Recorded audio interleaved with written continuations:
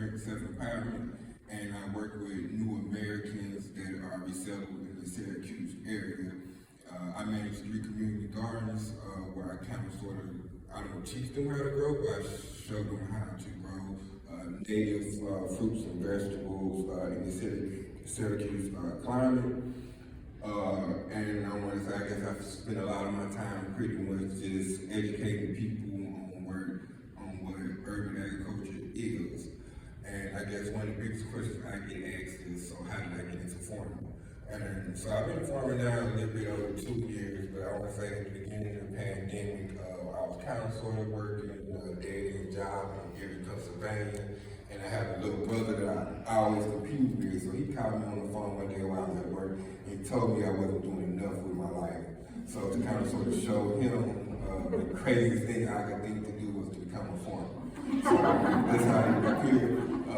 And one of the first steps I did was I applied for a beginner farmer training program in Ithaca, New York. So I applied for that program in Ithaca, New York, and it was a six-month immersion into the Ithaca food system. And I want to say what it did for me that I was very thankful for was, instead of me having to go out and meet farmers to try to figure out farming, they brought all the farmers to me in a closed setting, and I met a lot of great farmers who was willing to share their knowledge with me. And I can say from that experience, the biggest thing that I've kind of sort of learned with farming, which is kind of sort of crazy to me, is that farmers lack access to market. And what I tell people, if you can manage to get the money for the land, you can manage to get the money for the equipment, and if you have a perfect season, farmers still don't have a place to sell their food. And like when I complain about that a little bit, like people constantly give, the answer I get a lot is the farmer's market. And I've gotten to the point where I tell people don't offer me the farmer's market. Because the farmer's market is not me providing foods to the people I want to provide foods to, and it's a certain demographic that goes to the farmer's market. They're a little bit more educated, they are willing to pay more, and they know why they're going to the farmer's market. And the people that I'm trying to serve, like, need to be educated first. So the reason why I joined the Young Farmers Land Fellowship Advocacy is to advocate for the government to subsidize CSA boxes. And the reason why I wanted them to subsidize CSA boxes is because I was having a conversation with a farmer in Syracuse, and what she told me was she needed to raise the price of her CSA boxes to break even, but at the same time, people were already telling her that the price of her boxes were too high. And what she pretty much told me was generally people in Syracuse can't afford food. So people in Syracuse can't afford food, and farmers cannot break even. And with that, like, somebody has to lose. Either farmers gonna stop or people gonna just go hungry. So that's kind of sort of why I say subsidize CSA boxes. And so, like, also subsidized CSA boxes isn't something I just made up. And when I tell people about subsidized CSA boxes, I tell them about 2 programs. One program is VINES, VINES, in Binghamton, New York. Wonderful organization. They run 22 community gardens with 7 paid staff members. But they have 2-tiered, they have a CSA program, 2-tier CSA program. The first two goals CSA program. The first goal is to make sure anybody who wants a box can afford a box. The second goal is to make sure farmers get paid fair market value for their boxes. And I guess that's also important because before I became a farmer, I never thought I would be able to sell to the grocery stores. But what I learned trying to deal with the grocery stores is that big box stores actually price out small farmers. Because what they do is they sell their products at a discount place like Walmart, Amazon, sell their produce at a discount rate. And I, as a small farmer, I'm expected to match their rate, even though they like 35–40% less fair market value that they pay. So I can't compete with them. And I actually had the opportunity to talk to Congressman Cato office as a part of this program, and he pretty much told me, like, there's nothing he can do about it.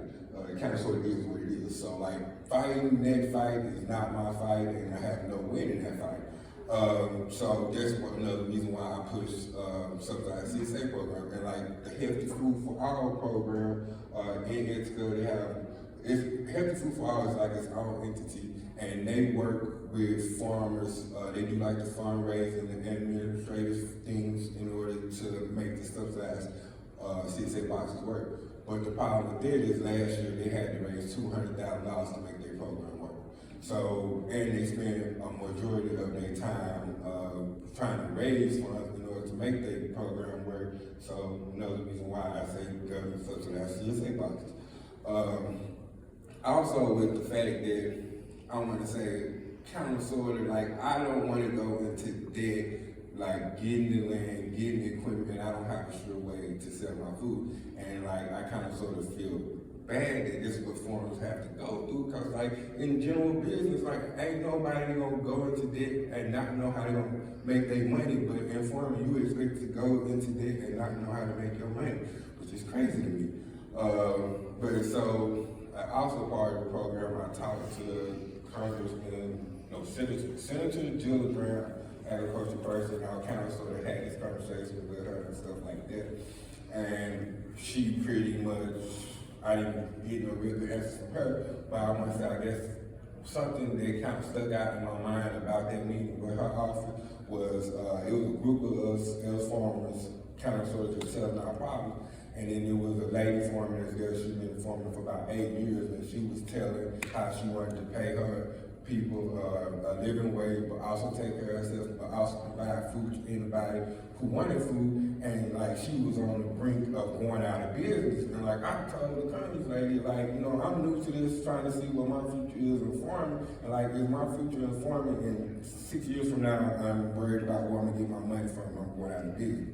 So like finding access to market is very important, but also, so I kind of sort of figure out how to pay for this too. So what I learned is that, so there is no meaningful limits on how long farmers there's no meaningful limit of how long large-scale farms can receive taxpayer funding assistance. There's like no limit, so that means $1 million farms are constantly getting $1 million taxpayer subsidies from the government. And I want to say, as recently as last week, I was reading an article to where like there was public information, but now at this point, the USDA has started having some of the people who are receiving these subsidies.